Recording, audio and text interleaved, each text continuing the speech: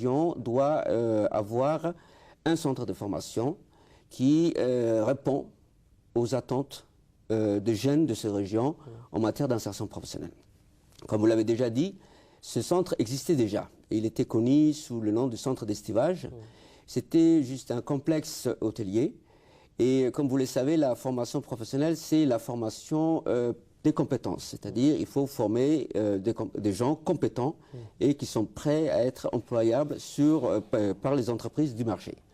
Donc il faut que l'environnement de formation recrée un peu la réalité professionnelle pour que la personne puisse pratiquer son métier. Et c'est en forgeant qu'on devient forgeron, comme le dit l'adage.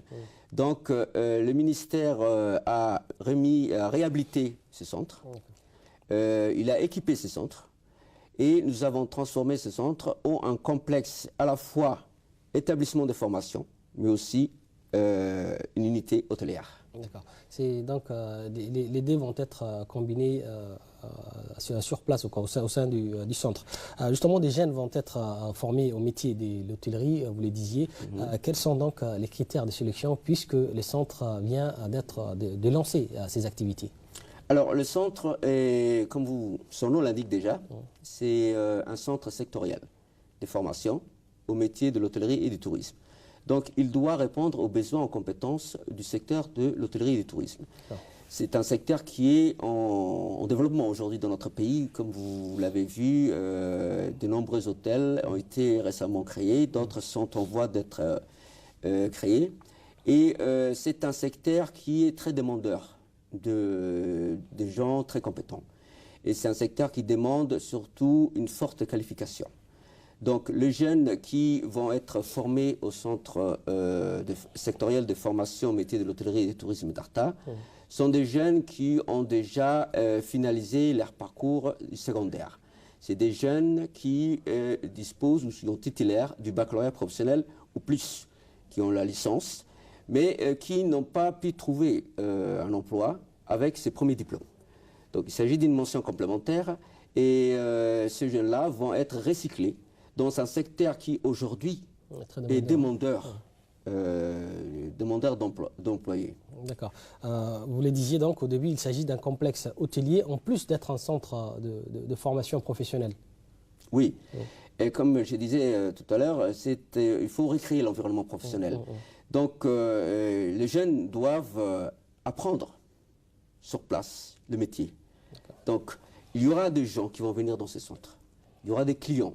Le centre va fonctionner, enfin l'unité hôtelière du centre va fonctionner comme un établissement hôtelier. D'accord. Et quelle est donc l'équipe pédagogique? Est-ce qu'elle a été formée dans ce sens ou bien c'est l'ancienne équipe qui reprend un peu les activités? Vous savez, dans la formation professionnelle, on ne peut pas mettre un dispositif de formation professionnelle de qualité si les professionnels ne sont pas associés à ces dispositifs. Donc, on sort un peu du contexte de l'éducation nationale.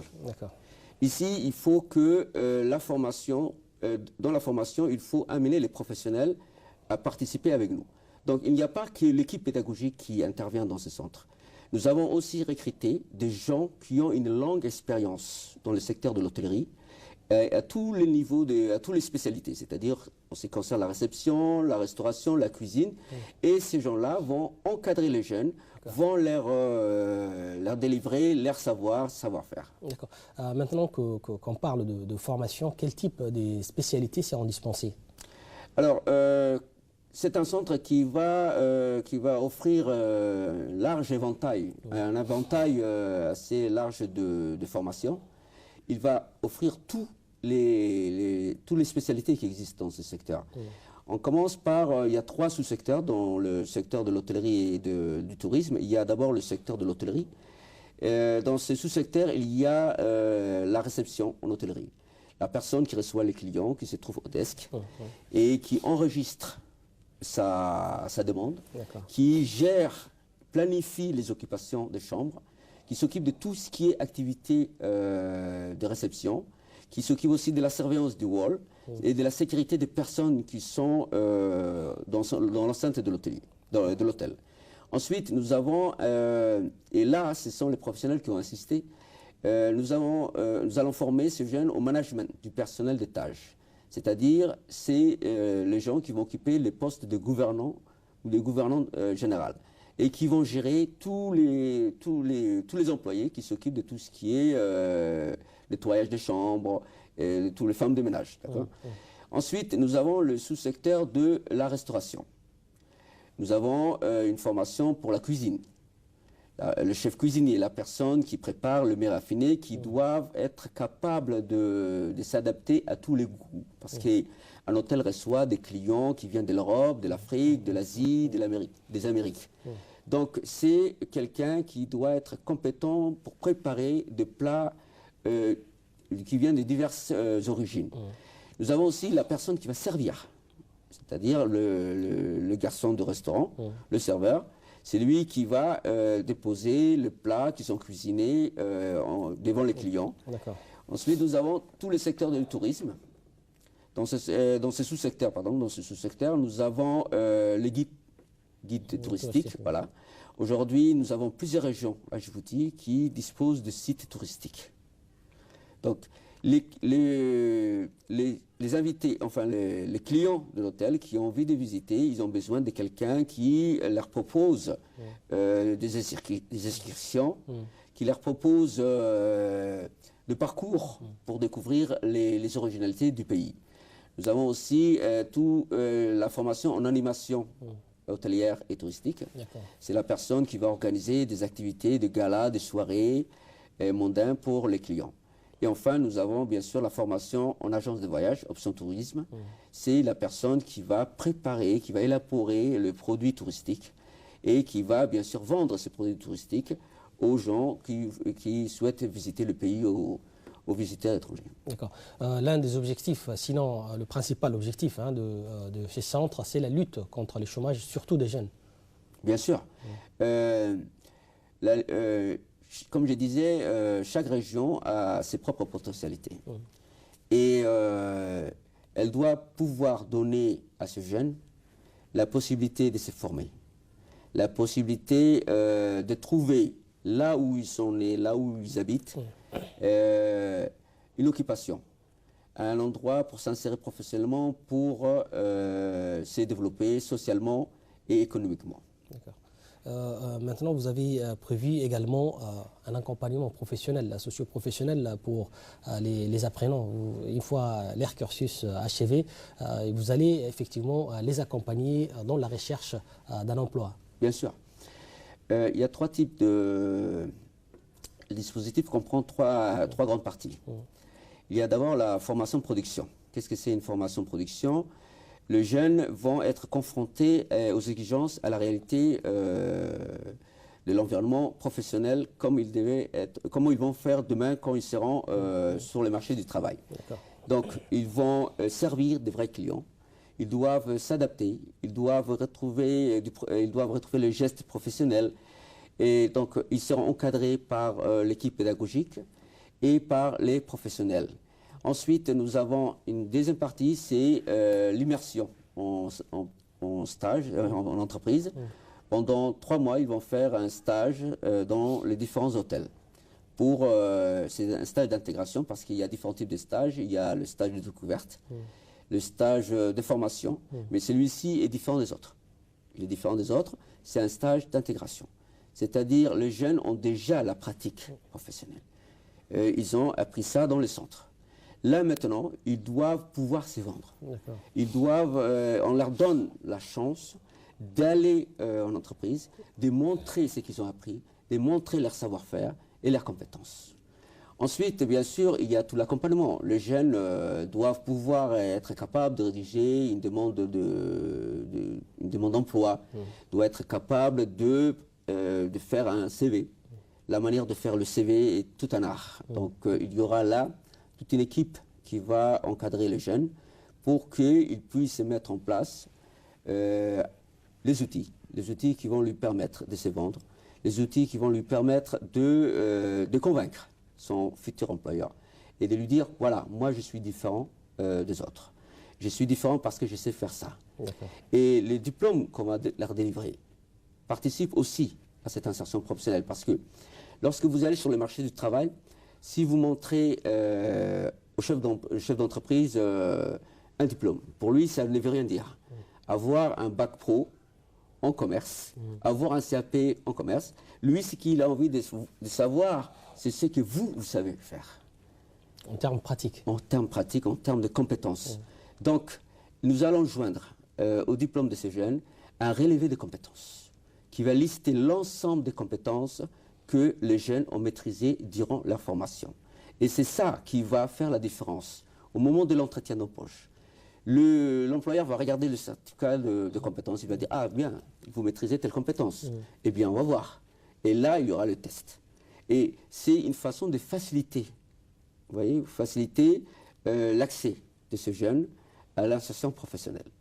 Il y aura bien sûr tout ce qui concerne, par exemple, on va recenser l'ensemble des entreprises qui existent et on va constituer une base de données pour faciliter à ces jeunes la recherche d'entreprises dans lesquelles ils vont postuler pour un emploi.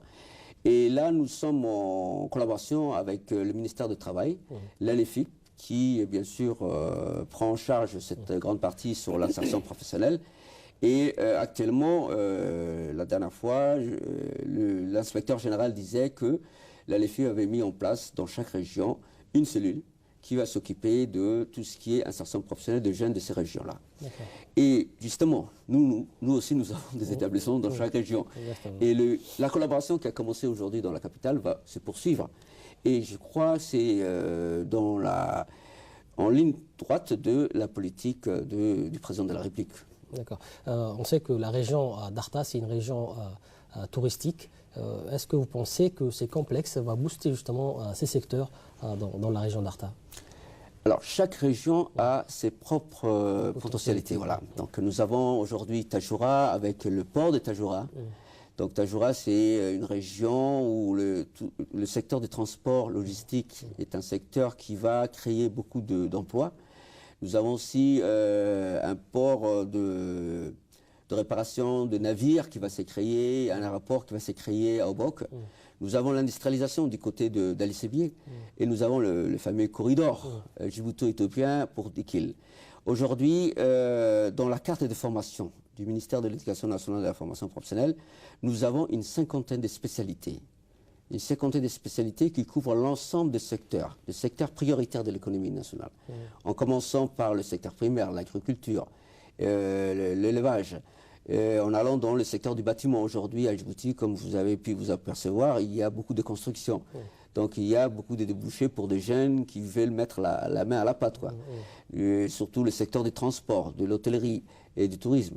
Donc, Arta est connu pour le côté d'une région balnéaire, c'est une région qui a, avec son environnement, la plage d'Arta, le baleine requin. Donc c'est une région qui offre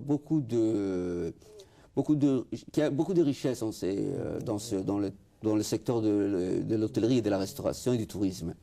Donc le centre sectoriel de formation d'Arta sera un centre d'excellence. Il ne va pas former il va former bien sûr les jeunes de la région, mais il y a aussi certaines d'autres régions qui ont aussi de sites touristiques.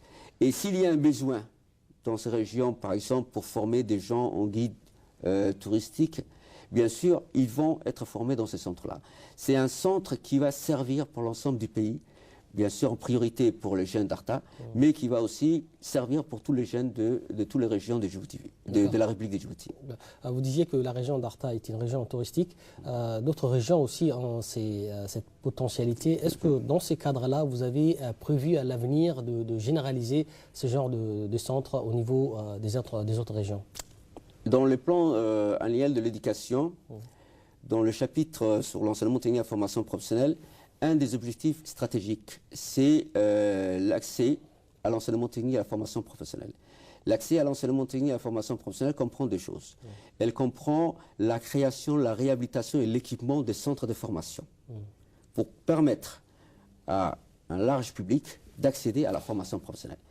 Parce que nous formons pour tous les niveaux de qualification. Lorsqu'on vous dit cette personne a un CAP mécanique ou cette autre personne a un bac pro mécanique, quelle est la différence? La différence, c'est le niveau de qualification. On forme, certes, pour le même métier mécanicien, mais on ne forme pas le même niveau, des gens qui ont le même niveau. C'est-à-dire, la personne qui a un SAP, c'est un ouvrier, un employé qualifié. C'est le mécanicien, c'est la personne qui va intervenir dans les véhicules. C'est lui qui a un bac pro, c'est le technicien, c'est la personne qui va encadrer l'équipe des mécaniciens. Maintenant, nous allons jusqu'à au BTS, c'est-à-dire préfet des techniciens supérieurs. C'est le chef des garages. Donc, pour chaque spécialité, pour chaque secteur, on forme pour différents niveaux de qualification. Donc, comme je disais, nous avons bien sûr différentes, comme je disais, l'accès, c'est bien sûr la construction et la réhabilitation. C'est aussi la possibilité de former un large public. Parce que la formation professionnelle ne s'adresse pas à un seul type de public. Elle s'adresse aux femmes, aux chômeurs, aux jeunes collégiens, aux chômeurs de longue date, aux personnes qui pratiquent déjà un métier, mais qui n'ont pas de certification, qui n'ont pas un diplôme pour pouvoir évoluer professionnellement. Ça s'adresse aussi à l'employé, c'est-à-dire à la personne qui a déjà un emploi et qui a envie d'avancer dans sa carrière. Donc, tous ces gens-là sont les publics potentiels de la formation professionnelle. Et un des points essentiels que nous avons aujourd'hui réussi, c'est de permettre que la majorité de jeunes filles puissent accéder à la formation professionnelle. Si je vous dis que dans le centre de formation d'Arta, celui que nous venons d'inaugurer, 75% des jeunes qui vont suivre la formation dans ce centre sont des jeunes filles. Aujourd'hui, nous avons, grâce à la méthode, aux commissions d'orientation, qui a revu les profils de jeunes et qui a mis en place tout un système pour permettre l'orientation et l'inscription des jeunes. Nous avons aujourd'hui des jeunes filles qui sont inscrites dans les filières de l'industrie. Avant, c'était inconcevable. Nous avons des jeunes filles qui font peintre en bâtiment. Nous avons des jeunes filles qui, aujourd'hui, font des formations en électricité du bâtiment. Des jeunes filles qui, aujourd'hui, sont inscrites dans tout ce qui est pilotage du système industriel. C'est-à-dire la personne qui va se charger de la conduite et de la maintenance des chaînes de production. Parce qu'aujourd'hui, nous avons beaucoup de sociétés qui produisent et distribuent de l'eau. Donc, ce sont des usines qui fabriquent, qui mettent en embouteillage, qui fabriquent l'eau minérale. Donc, ils ont besoin de personnes qui sont capables de conduire la chaîne de montage et de la réparer s'il y a un problème mécanique. Donc, il y a des jeunes filles aussi dans ce genre de filières. Donc, comme vous pouvez voir, si je reviens à votre question, aujourd'hui, le ministère vise à ce que le centre de formation ne soit pas un endroit, comme le disaient les jeunes avant, la personne qui est orientée dans l'enseignement technique, c'est celui qui avait tout échoué, quoi. Mais ce qu'on ne sait pas, c'est que la formation professionnelle est destinée à 80% de la population. Une fois que vous quittez le système de l'éducation nationale, tout le monde ne peut pas aller à l'université. Il y a une masse de gens qui ne peuvent pas accéder à l'université et qui se retrouvent sur le bord de la route, sans une qualification professionnelle pour s'insérer. Donc, nous répondons aux attentes de ces gens-là. Et dans chaque région, il y aura un centre sectoriel. Celui-ci est le premier. Il y aura un centre sectoriel pour tous les secteurs de l'économie nationale. Nous avons un projet de construction d'un centre sectoriel de formation au métier du bâtiment et des travaux publics. Il y a aussi un centre de formation au métier de l'automobile. Et à Belbala, actuellement, vous avez pu voir lorsque vous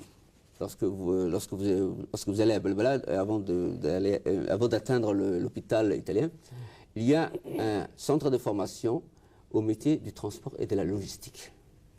Aujourd'hui, le ministère a acquis 2 camions, 2 simulateurs pour la conduite des camions poids lourds. Nous avons aussi tous les engins de manutention.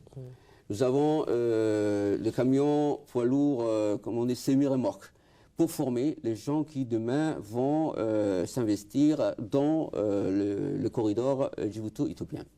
Donc, comme vous pouvez voir, c'est une façon de répondre au développement de l'économie nationale.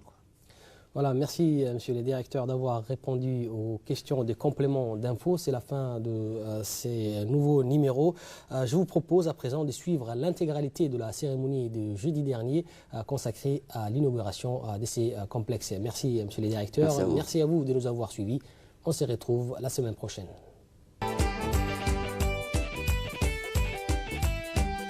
Le président de la République, Ismaël Omar Guelleh, a inauguré jeudi 11 janvier dernier à Arta un centre de formation des métiers de l'hôtellerie et du tourisme. Ce centre, un complexe d'infrastructures économiques et de formation professionnelle, est entre autres composé d'un hôtel et de nombreuses salles de classe.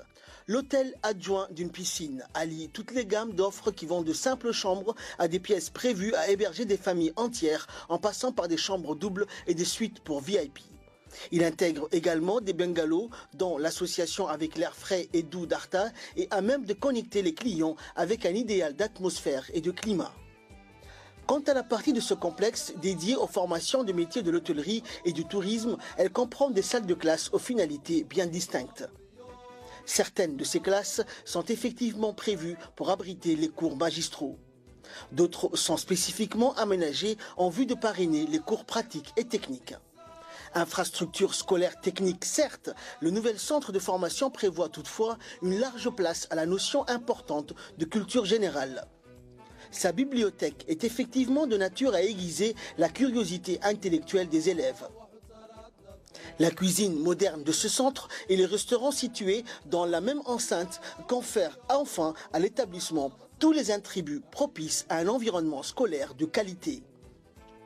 Avec le nouveau centre de formation d'Arta, fini les déperditions scolaires et les échecs classiques liés à la précarité, notamment l'échec des élèves issus de localités voisines d'Arta qui étaient autrefois obligés d'être une charge supplémentaire à des parents souvent lointains.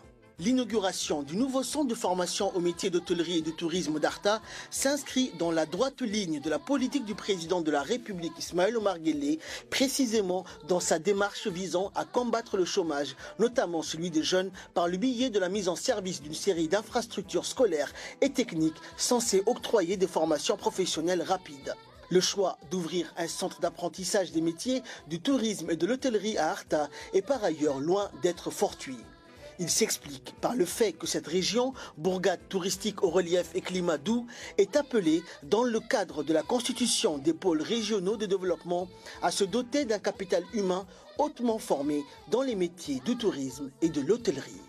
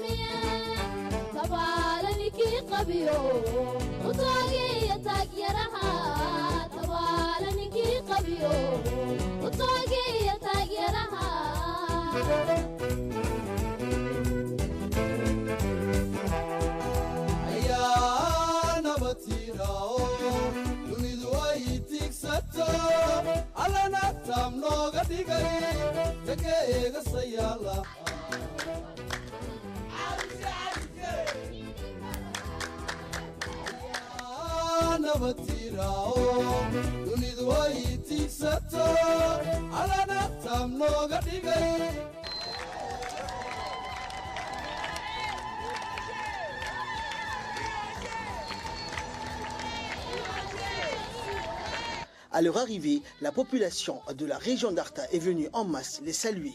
Le président Guelleh et la première dame, Mme Khadra Mohamed Haïd, ont été accueillis à tour de rôle par le Premier ministre Abdelkader Kamel Mohamed, par les membres du gouvernement, le préfet de la région d'Arta, le corps de l'armée et les apprenantes et apprenants considérés comme des travailleurs à part entière sous la conduite des professionnels du métier.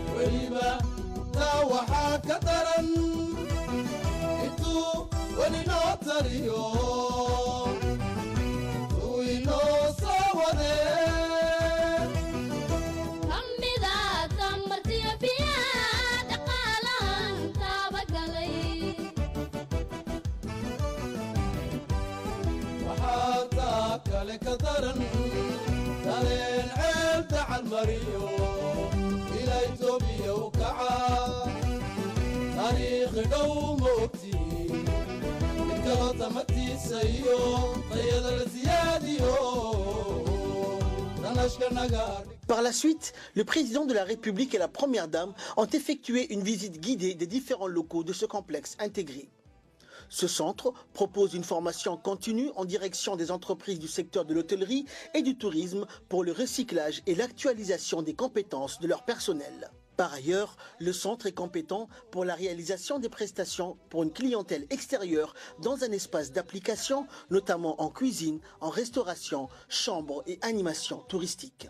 À ces missions s'ajoutent des attributions liées à la gestion des activités centrées sur la réalisation, l'évaluation et la certification des apprentissages. Il s'agit du développement ou de la révision du projet d'établissement conformément aux orientations fixées par la hiérarchie centrale. Le centre propose différents types de chambres climatisées, individuelles, collectives, bungalows ou studios pour un large public.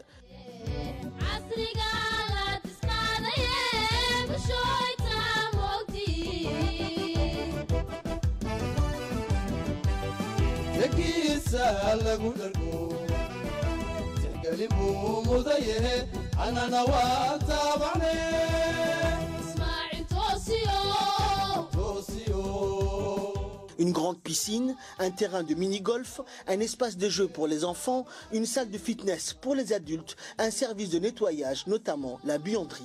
Des activités d'animation touristique sont offertes aux pensionnaires durant leur séjour, puisque les clients peuvent profiter des journées récréatives et sportives, des soirées à thème, des spectacles, des excursions guidées sur des sites touristiques du pays.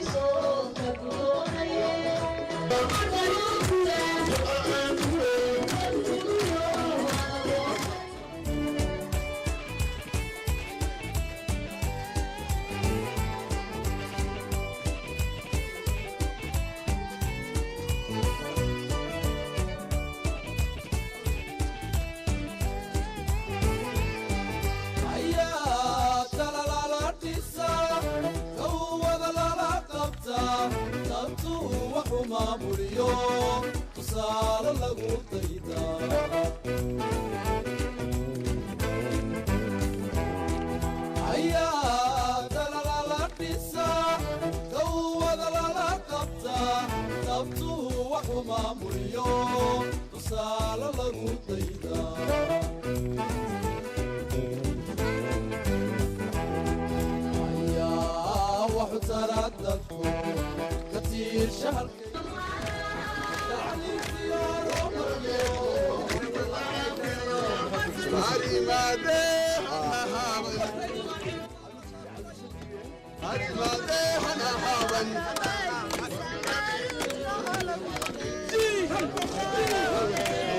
markiyo tallaabo sayo warkacay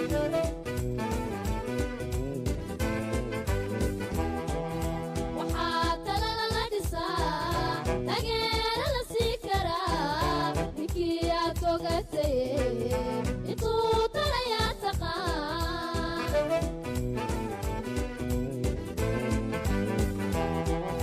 waxaa talada la dhisaa taageero la sii karaa ninkii aad fogatay intuu talayaa taqaan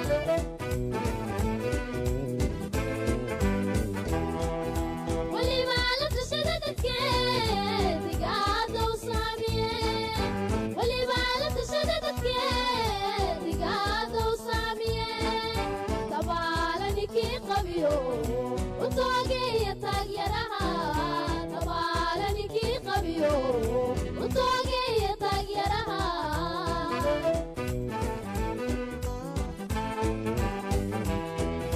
waliba la tashada dadkeediga adow saamiye waliba la tashada dadkeediga adow saamiye tabaala ninkii qabiyo u toogeeya taagyaraha tabaala ninkii qabiyo u toogeeya taagyaraha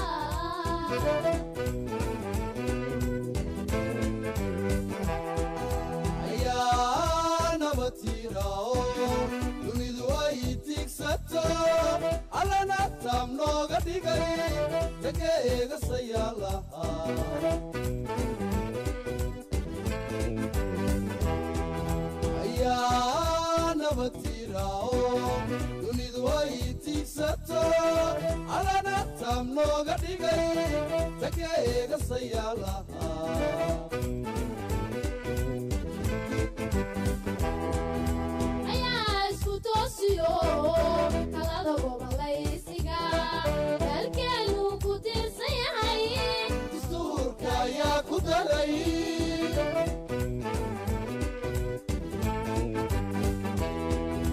ayaa isku toosiyo talada gobolaysiga dalkeenu ku tiirsan yahay dastuurka ayaa ku daray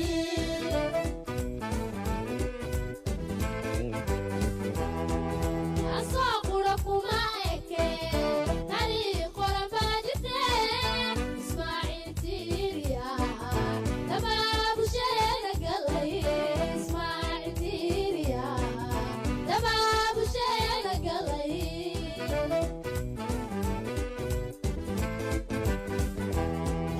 asoo qura kuma eke taariikh qoran baa jirte ismaaciil tiiriya dabaabusheeda galay ismaaciil tiiriya dabaabusheeda galay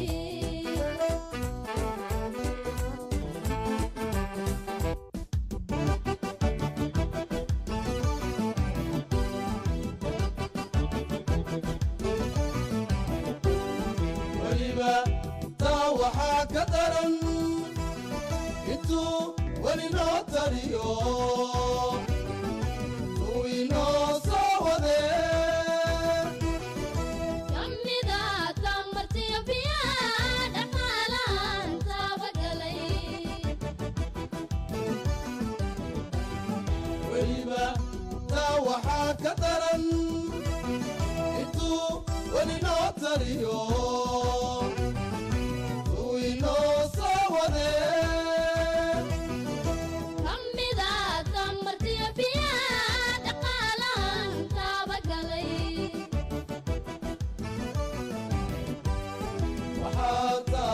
kale ka daran dareen ceel dacal mariyo ilaa itoobiya u kacaa taariikhi dhow ma ogtiin midkaloo tamatiisa iyo dayada la siyaadiyo danashka naga dhigto dabkiyo miiriqaa jire waxaa taa kale ka daran dareen ceel dacal mariyo ilaa itoobiya u kacaa taariikhi dhow ma ogtiin midkaloo tamartiisa iyo dayada la siyaadiyo danashka naga dhigto dabkiyo miiriqaa jire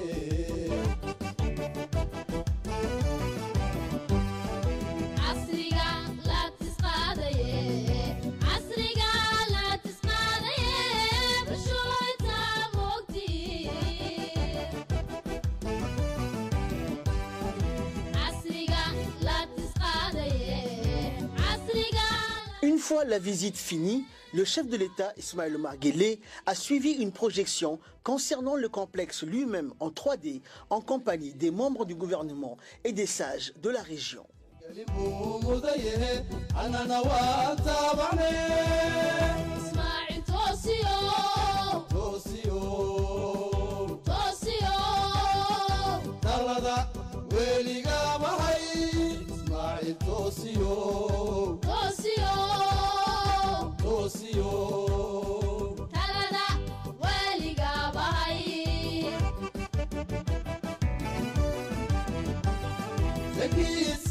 lagu dhargo jangalin buu mudayahe annana waan taabacne Ismaa'il toosiyo toosiyo toosiyo talada weliga bahay Ismaa'il toosiyo toosiyo toosiyo talada weliga bahay talada weliga bahay talada weliga.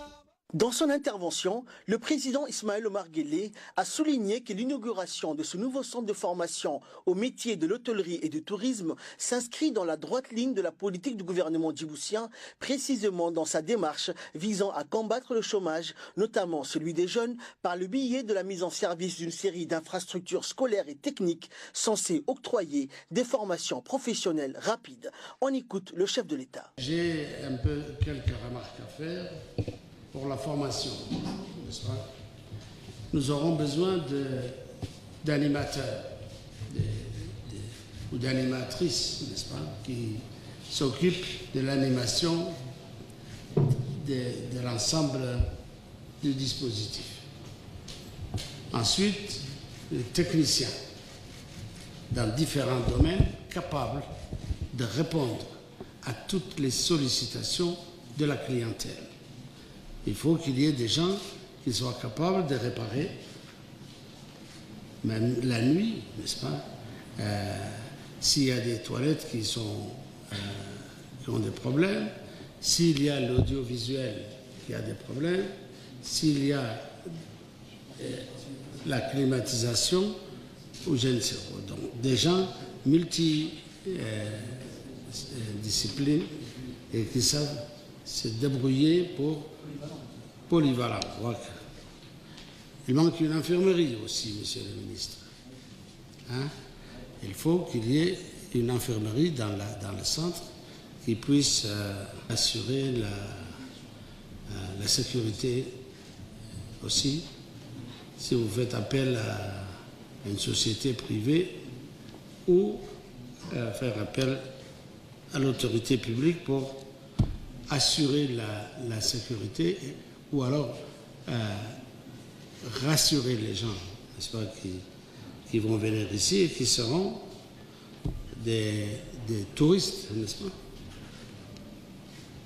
Ensuite, nommer quelqu'un qui puisse faire le contrôle général et qui puisse passer de temps en temps qui dépend de votre ministère, n'est-ce pas? Qui doit rendre compte et vous faire des rapports périodique en ce qui concerne la bonne marche de la... J'espère que vous avez fait assez d'études pour pouvoir mesurer la gestion et la comptabilité du centre pour qu'il puisse arriver à s'autofinancer et à assurer une autonomie. Si les premières années, ils auront besoin de votre appui, mais ensuite il va falloir, en tout cas c'est une perle que vous avez ici. Il faut les langues étrangères, il faut absolument une formation professionnelle. ayaa talalala dhisa tawada lala qabta tantuu waxu maamuliyo tusaale lagu dayda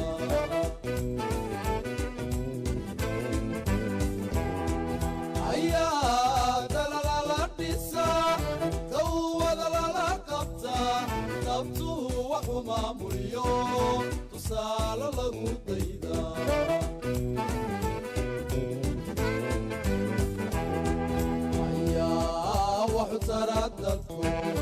كتير شهر كيتبع تعلمتي يا رومركيو طلاب الصيور كحي